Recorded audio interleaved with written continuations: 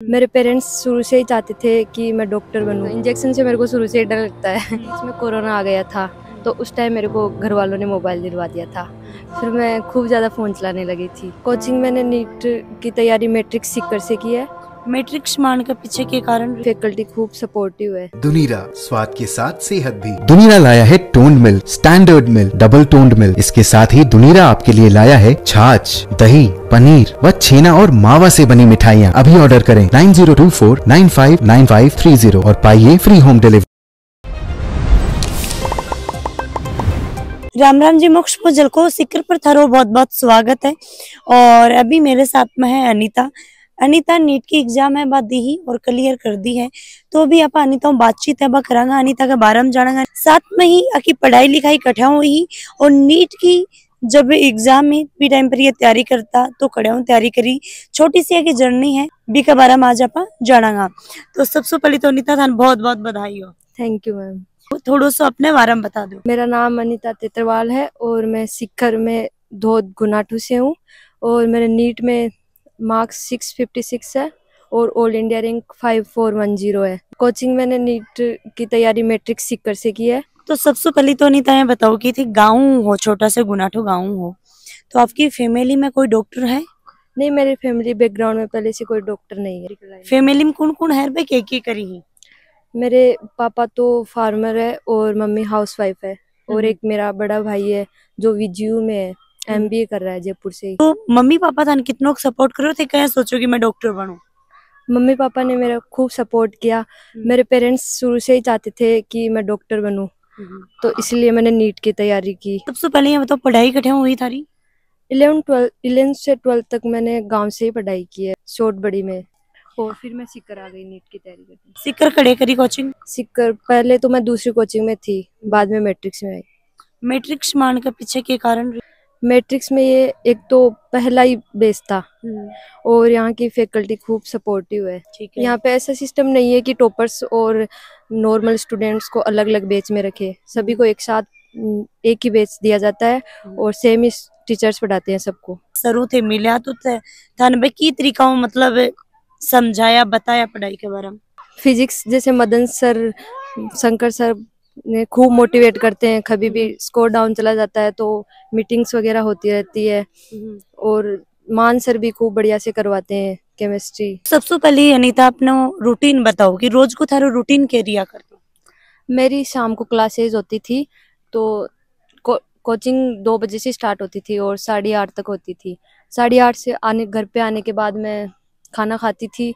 उसके बाद में जो क्लास में हो जाता था वो उसी दिन कर लेती थी। थोड़ा रात को मैं कम ही पढ़ती थी। मेरा सुबह मेरी सब अच्छी पढ़ाई होती थी इसलिए मैं सुबह पढ़ती थी। सबका अलग अलग होता है, जैसे किसी से सुबह अच्छे पढ़ा जाता है, किसी से शाम को अच्छा पढ़ा जाता है। तो थे मॉर्निंग में ज्यादा पढ़ाई किया करता?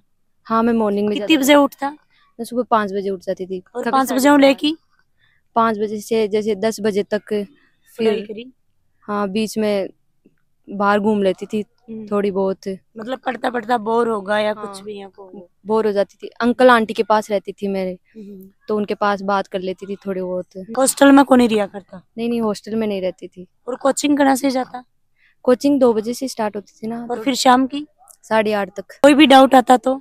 डाउट क्लासेस रहती थी तो हर टाइम डाउट क्लासेस अवेलेबल रहती थी। हम पूछ सकते थे कभी भी किसी से भी सर से। जैसे मैट्रिक्स की टेस्ट सीरीज भी खूब अच्छी है। टेस्ट के बाद अगले दिन क्लास में क्वेश्चन सोल्व करवाते थे सारे। और जैसे नीट के एग्जाम से पहले भी डायमंड टेस्ट सीरीज होती है, डीटीएस, उसे सारा सिलेबस एक बार 3-4 बार रिवीजन हो जाता है अच्छे से। उसका एग्जाम भी बड़े कॉन्फिडेंस के साथ दे सकते हैं। 30 अटेम्प्ट होता रोयो तो थे 4 साल तैयारी कैसी करी? पहले तो एक बार तो ऐसे हो, जैसे मेरे घर वालों का सपना था कि डॉक्टर ही बनना है, तो मैंने सोच लिया था अब तो डॉक्टर ही बनना है, मेरे को छोड़ना नहीं है इसको। 4th अटेम्प्ट हो तो 3 साल का खराब करी? शुरू में जैसे मैं स्कूल से आई थी तो सब कुछ नया ही लग रहा था मेरे को एक बार तो, सारा सिस्टम ही, क्योंकि वहाँ तो जैसे मेरी बायोलॉजी थोड़ी शुरू में वीक थी। फिर यहाँ पे आने के बाद मैंने मॉड्यूल्स कोचिंग में देते हैं तो वो पढ़े मैंने अच्छे से, और एनसीईआरटी वगैरह। टेस्ट देने के बाद जो क्वेश्चन मेरे गलत हो जाते थे वो सर से पूछती थी, सर बताते थे, अच्छे से हो जाता। मोबाइलों कितनों पास में रही, कितना दूर रहे? शुरू में जैसे बीच में कोरोना आ गया था, तो उस टाइम मेरे को घर वालों ने मोबाइल दिलवा दिया था। फिर मैं खूब ज्यादा फोन चलाने लगी थी। फोन में क्या चलाता? Insta, Facebook? नहीं, इंस्टा वगैरह नहीं, यूट्यूब वगैरह। यूट्यूब पर क्या देखता? ये जैसे मूवी वगैरह देख लेती थी। भी के बाद में फोन कैसे दूर है, क्योंकि फोन की लत है कि रोटियां किसी लता बा जहाँ भूखा कौन रह खाना भी फोन बिना कौन रह। हाँ, जैसे मैं पढ़ती थी तो मैं ज्यादा से ज्यादा आधे घंटे के बीच में ऐसे हो जाता था कि आप फोन चलाना है, आज वो देखना है, ऐसे मूवी वगैरह देखने का मन हो जाता था बीच बीच में मेरा। तो फिर बाद में मैंने सोच लिया तीसरी बार कि अब तो फोन तो रखना ही नहीं है। फिर मैंने फोन नहीं रखा। फोन किन दे दियो फिर? फोन घर पे रख दिया बाद में मैंने। फिर निकल गया अब की बार?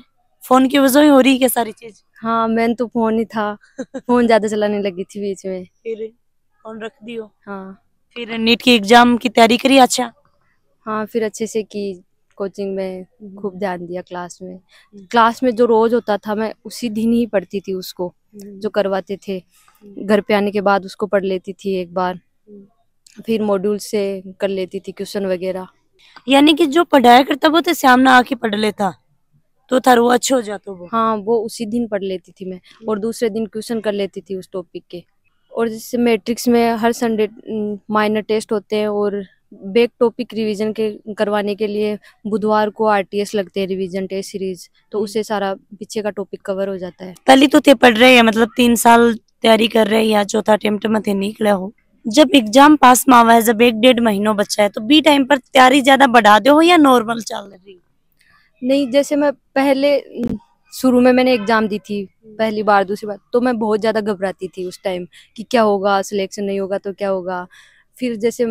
फिर मैं साथ साथ पढ़ती थी फोर्थ अटेम्प्ट। मतलब घबराहट ज्यादा ही जै कि अब हो रही है। हाँ, हाँ। कोचिंग को थारे पीछे कितो खाता है? कोचिंग मैट्रिक्स की फैकल्टी खूब सपोर्टिव है, हमें मोटिवेट करते ही रहते थे। वो जैसे स्कोर अप डाउन होता था तो मीटिंग्स वगैरह करते रहते थे, बुलाते थे हमें। सेमिनार भी होता है। कितना दिनों? सेमिनार 2-3 बार हो गए थे हमारे। तो सेमिनार में क्या कुछ थाने सिखाता? सेमिनार तो सारे टीचर्स आते थे। मेडल्स, जो टॉप रैंकर्स होती थी उसको मेडल देते थे, जो अपनी गलतियां सुधारने के लिए बोलते थे कि क्या करना है क्या नहीं। और आप बात करा तो डॉक्टर बनाने को थारो खुद को सपना है या मम्मी पापा को? नहीं, नहीं, ये शुरू में मेरे तो मैथ लेनी थी मेरे को, तो मेरे को मैथ अच्छी लगती थी। बट मेरे मम्मी पापा का सपना था कि मैं डॉक्टर बनूं, क्योंकि मेरे फैमिली में पहले से कोई मेडिकल लाइन में नहीं था। इसलिए मैंने नीट की तैयारी की, बायो लेके। खुद को क्या हो, मतलब कि मनी हो करना है? मैं तो इंजीनियर बनना चाहती थी। फिर थे डॉक्टर? हाँ। कुछ बचपन की बात याद है, डॉक्टर कन गया हो या बहुत जोर चिल्ला रहे हो मम्मी थप्पड़ दे रही है? बताओ। ऐसे डॉक्टर के पास तो मैं ज्यादा नहीं, बीमार कम ही होती हूँ, मैं कभी नहीं गई। कभी 1-2 बार जैसे टिक्का वगैरह लगाने, तो इंजेक्शन से मेरे को शुरू से ही डर लगता है। तो अब अनीता ने सरून इंजेक्शन को डर लगा, अब कैसे लगाओगी? अब तो जैसे डर दूर होने लगा है, धीरे धीरे थोड़ा थोड़ा पूरे नॉर्मल होने लगी है चीजें। जब ते फर्स्ट बार कॉलेज में आया, जब तान जयपुर कॉलेज मिली ही, कॉलेज कौन सी के मिली है वो भी बता दो थोड़ा। मुझे जयपुर में RUHS college, Rajasthan university health science, वो मिली है। मम्मी पापा की तो सपोर्ट करो, बहन भाई की तो सपोर्ट करे? मम्मी पापा ने खूब सपोर्ट किया। जैसे कभी मेरे स्कोर डाउन हो जाते थे तो मैं घर पे बात करती थी, तो मेरे को ऐसे बोलते थे कि कोई ना, अगली बार आ जाएंगे, नंबर से क्या ही होता है, तो पढ़ती रहे। पहली बार भी नहीं हुआ तो भी यही बोला मेरे को कि तेरे को तो डॉक्टर बनना है, तू पढ़ाई करती रहे अपने, हमारी तरफ से जो होगा हम करते रहेंगे तेरे लिए। और भाई से भी बात करती रहती थी, वो भी मोटिवेट करता रहता था मेरे को। और जैसे मेरे फ्रेंड से बात कर लेती थी, कभी ऐसे कुछ अच्छा फील नहीं होता था। तो और जो बच्चा देख रहे हैं बंद थे कि कुछ बोलना चाहूंगा कि भाई थारी 3 साल में ते को नहीं कर पाया, चौथी साल करया हो कि प्रॉब्लम आई, ताकि वह ये की समस्या को सामना करी तो कठिन ना कठे थारे वीडियो के माध्यम से सीख ली। जूनियर्स को मेरे को यही बोलना चाहूंगी कि मेहनत करते रहो, रिजल्ट के बारे में मत सोचो, क्योंकि मेहनत एक दिन जरूर रंग लाती है।